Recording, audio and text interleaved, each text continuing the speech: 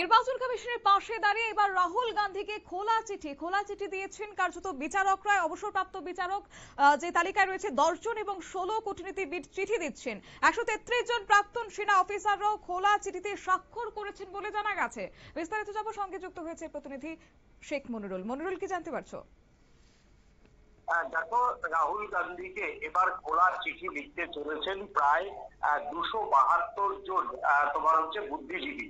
এটা জানা যাচ্ছে যে রাহুল গান্ধী লাগাতার এই ইলেকশন কমিশনারের নাম করে একেবারে সরাসরি জ্ঞানেশ কুমারের নাম করে যেভাবে আক্রমণ করছেন, তাতে আগামী দিনে ভারতের গণতান্ত্রিক পদ্ধতিতে যে নির্বাচন একটা বড় ব্যবস্থা, সেই নির্বাচন ব্যবস্থা নিয়ে সাধারণ মানুষের প্রশ্ন উঠতে বাধ্য এবং তারা মনে করছেন যে ভারতের নির্বাচনী ব্যবস্থাকে যাতে প্রশ্ন তোলা যায় এবং প্রশ্ন তুলে যাতে রাজনীতি করা যায়, তার জন্যই রাহুল গান্ধী ক্রমাগত এমনটা করছেন বলে এই অভিযোগ তোমার বুদ্ধিজীবীদের।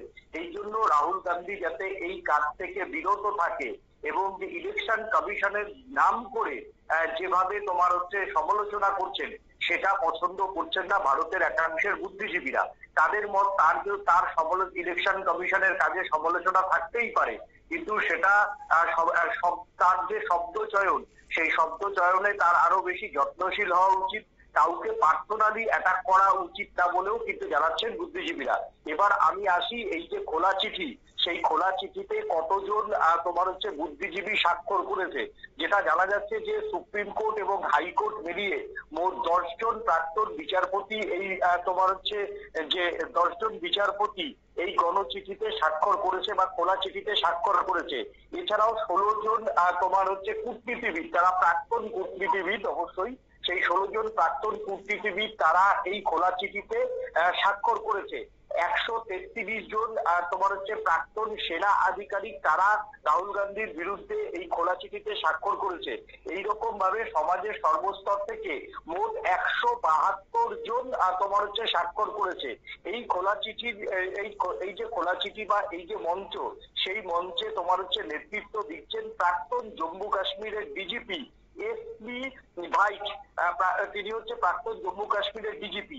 এছাড়াও তোমার নেতৃত্ব দিচ্ছেন RSN ধিংরা, তিনিও হচ্ছেন প্রাক্তন সুপ্রিম কোর্টের বিচারপতি। তারাই মূলত এই খোলা চিঠির জন্য তারাই মূলত এই তোমার সমাজের সর্বস্তরের মানুষের সঙ্গে যোগাযোগ করেছেন এবং তোমার তারাই মূলত এই তাদের নেতৃত্বেই খোলা চিঠিটা প্রকাশ হয়েছে।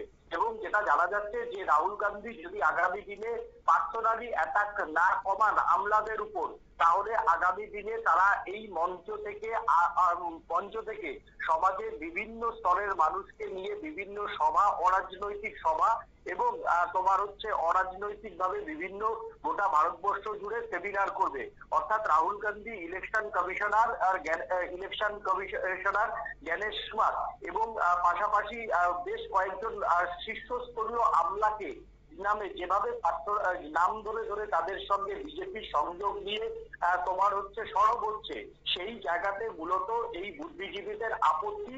তারা যেটা জানাচ্ছেন যে দপ্তরের সমালোচনা হোক, প্রয়োজনে নাম করে সমালোচনা হোক, কিন্তু সেই নামকরণ করে সমালোচনার শব্দ বন্ধনী রাহুল তোমার শব্দ বন্ধনীতে যত্নশীল এবং পাশাপাশি তার কাছে যদি সত্যি কোনো প্রমাণ থাকে, তাহলে সেই প্রমাণগুলো দেশের মানুষের সামনে হাজির করুক বলেও কিন্তু জানাচ্ছেন।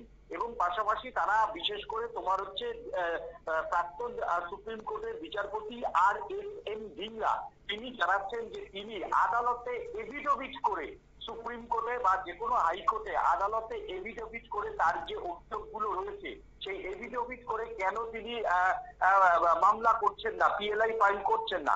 অন্যদিকে ইলেকশন কমিশনার তাকে তার যে মানে তোমার প্রেস কনফারেন্স গুলোতে যখন চ্যালেঞ্জ করেছে, ইলেকশন কমিশনারও বলেছে যে এফিডেভিট করে দিতে, কিন্তু সেগুলো রাহুল গান্ধী কেন দিচ্ছে না? যদি তার তথ্য প্রমাণ সত্যি হয়, তাহলে তা নিয়েই মূলত প্রশ্ন করেছেন প্রাক্তন বিচারপতি RSN ধিংরা। ধন্যবাদ। অর্থাৎ যারা চিঠি দিয়েছেন তাদের অভিযোগ হচ্ছে নির্বাচনী প্রক্রিয়া নিয়ে বারবার প্রশ্ন তুলে গণতন্ত্রের অন্যতম স্তম্ভ নির্বাচন কমিশনের প্রতি অবিশ্বাস তৈরি করছে রাহুল গান্ধী। আর তারা চিঠিতে উল্লেখ করেছে এই ধরনের মন্তব্য দেশের সাংবিধানিক প্রতিষ্ঠানকে দুর্বল করছে।